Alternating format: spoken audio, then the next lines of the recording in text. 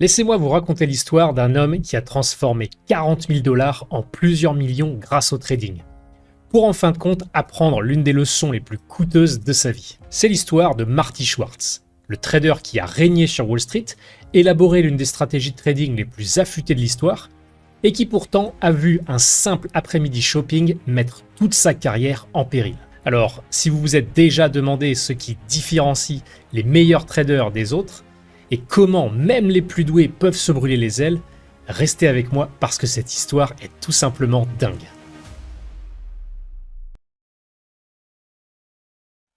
Marty Schwartz n'est pas un trader comme les autres, c'est une légende. Il a commencé sa carrière à Wall Street en tant qu'analyste, mais il s'est vite rendu compte que donner des recommandations en bourse n'était pas aussi lucratif que de trader directement les actions. Alors, en 1979, il quitte son poste et mise 100 000 $ de son propre argent, déterminé à devenir trader à temps plein. La suite, il a transformé cette somme en 1,4 million de dollars en à peine un an. Un tel rendement n'était pas dû à la chance, mais à une stratégie, une discipline et une éthique de travail hors du commun. Schwartz était d'ailleurs connu pour son approche presque obsessionnelle du trading. Il ne se contentait pas de jeter un coup d'œil aux graphiques, non, il les vivait. Il passait ses nuits à tracer des graphiques à la main, à calculer lui-même des indicateurs et à analyser tous les angles possibles avant de prendre position. Et ce travail acharné, ça a payé.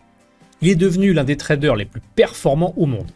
En 1984, il a remporté le US Trading Championship avec un rendement moyen de 210% en seulement 4 mois. Mais malgré tout son succès, le trading était aussi son addiction. Et cette addiction l'a mené à l'un des moments les plus ironiques de l'histoire de la finance.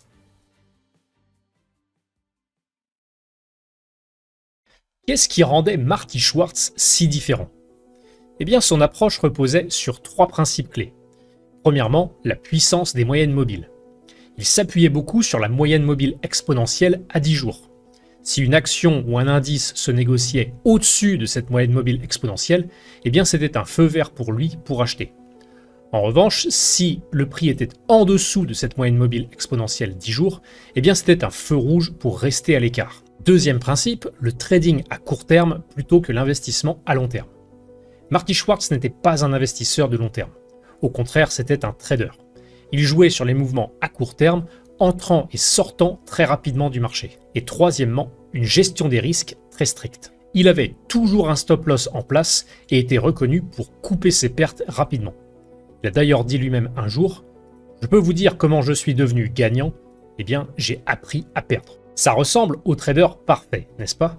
Mais il y avait en fait un gros problème. En dépit de ses connaissances, de ses compétences et de sa capacité à lire les marchés mieux que tout le monde, Marty Schwartz avait une faiblesse majeure. Il manquait cruellement de confiance au moment d'appuyer sur la gâchette. En fait, Marty pouvait analyser le marché parfaitement, il étudiait chaque indicateur, observait l'action des prix, repérait des opportunités parfaites, mais lorsqu'il s'agissait de passer l'ordre, eh bien, il hésitait. Il se remettait en question et il avait peur de se tromper. Et c'est là que sa femme Audrey entre en scène. Audrey n'était pas trader, mais elle comprenait Marty mieux que n'importe qui. Elle voyait son potentiel, elle voyait son talent, et elle savait que son pire ennemi, eh bien ce n'était pas le marché, mais son propre doute. Alors, Marty l'a embauché pour travailler avec lui à temps plein. Lui, il était le trader, et elle, sa coach psychologique. Chaque fois qu'il repérait une configuration de trade mais qu'il hésitait, Audrey était là pour le pousser à se faire confiance. Elle lui répétait « Tu le vois, tu as fait tout le travail. Tu sais que c'est un bon trade, alors vas-y, fonce !» Et ça a marché. Avec Audrey à ses côtés, Marty est devenu inarrêtable. Il prenait tous les bons trades, ne tergiversait plus jamais et appliquait sa stratégie avec conviction. Ensemble, ils formaient une équipe redoutable. Un trader et sa coach qui à eux deux dominaient le marché. Sur les 1,4 million de dollars qu'il a gagné sa première année, il a retiré 400 000 $ pour acheter une belle maison. Il a ensuite regagné tout cet argent et bien plus encore, atteignant finalement une fortune d'environ 3 millions de dollars. Mais un jour, quelque chose de très particulier s'est produit. Et c'est d'ailleurs là que cette histoire prend un tout autre tournant. La maman d'Audrey, donc la belle-mère de Marty, était en ville. Alors Audrey a décidé de l'emmener faire du shopping. Elle a donc prévenu Marty qu'elle ne pourrait pas l'accompagner au bureau et qu'il devait donc être prudent dans ses trades.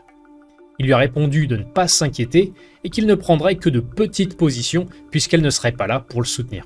Donc ce jour-là, Audrey et sa mère ont passé une agréable journée à faire les boutiques. Un petit déjeuner, un peu de lèche-vitrine, jusqu'à ce qu'elle tombe sur un manteau de fourrure très coûteux. Audrey s'est dit « Bon, Marty a gagné beaucoup d'argent dernièrement, ça ne le dérangera pas. » Alors, elle s'est fait un petit plaisir et se l'est acheté. Rien de bien méchant, n'est-ce pas? Eh bien, au même moment, Marty vivait l'une de ses séances de trading sous haute tension. Pour la première fois depuis longtemps, il tradait sans Audrey pour le recadrer. Plus tôt dans la journée, le marché avait explosé à la hausse et les contrats à terme sur le S&P 500 avaient atteint la limite haute. Ce qui signifie qu'ils avaient grimpé tellement vite que les échanges avaient suspendu la cotation à un prix plafond fixe. Pour la plupart des traders, c'était un signe indiscutable d'une dynamique haussière très forte.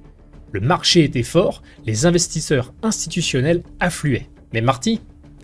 Eh bien disons que Marty, lui, n'était pas d'accord. Ses indicateurs lui disaient que le marché était en situation de surachat.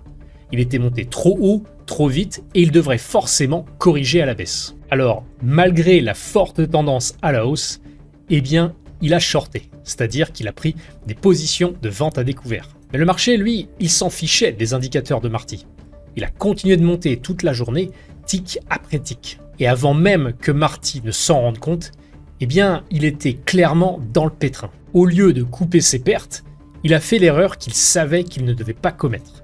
Il a renforcé et doublé ses positions à plusieurs reprises. Il se disait « Le marché se trompe, je sais qu'il est suracheté, il doit forcément redescendre ». À 15h47, à seulement 28 minutes de la clôture, il a encore vendu 50 contrats de S&P 500 malgré la limite haute. Même sa collègue Debbie, qui exécutait ses ordres, a hésité et a tenté de le raisonner. Mais il lui a répondu « Tu m'as entendu, ne me fais pas chier, exécute ce que je viens de te dire ». Là, il avait perdu la boule, complètement perdu la boule. Lorsque la cloche de fin de session a sonné, son écran s'est figé et son compte a été valorisé au prix du marché. Il était encore vendeur à découvert sur 250 contrats. Ses pertes dépassaient tout ce qu'il avait pu imaginer. Sa stratégie de trading avait échoué. Non pas parce qu'elle était mauvaise, mais parce qu'il ne l'avait tout simplement pas suivie. Il avait laissé l'émotion prendre le dessus. Et le pire, c'est qu'Audrey n'était pas là pour le ramener sur Terre. Il a alors quitté le bureau dans un état second, il était à peine capable de réaliser ce qui venait de se passer. Dans son livre Pitbull, il se souvient que le trajet du retour à la maison lui a semblé interminable. Il dit « Je n'avais jamais perdu autant d'argent. Je n'avais même jamais imaginé pouvoir perdre autant d'argent. » En quelques journées comme celle-ci, pensait-il, il se retrouverait là où il était avant d'être devenu un grand trader, fauché, logeant dans un studio et reprenant un boulot d'analyste. Quand Audrey est arrivée à la maison, elle était toute contente, le sourire aux lèvres, en montrant son nouveau manteau de fourrure. Marty, lui, disons qu'il n'avait pas vraiment le même état d'esprit. Dans un mélange de frustration et de résignation, il lui a alors dit « J'espère que ton manteau il est beau, parce qu'il vient de nous coûter 800 000 $. Aïe, ça fait mal. » Bien sûr, ce n'était pas vraiment la faute du manteau, mais plutôt son incapacité à respecter ses propres règles de trading. Mais malgré tout, ce moment précis est resté à jamais gravé dans sa mémoire. C'est l'une de ces leçons douloureuses qui changent la donne dans la carrière d'un trader. Après cette perte mémorable, Marty n'a pas abandonné pour autant.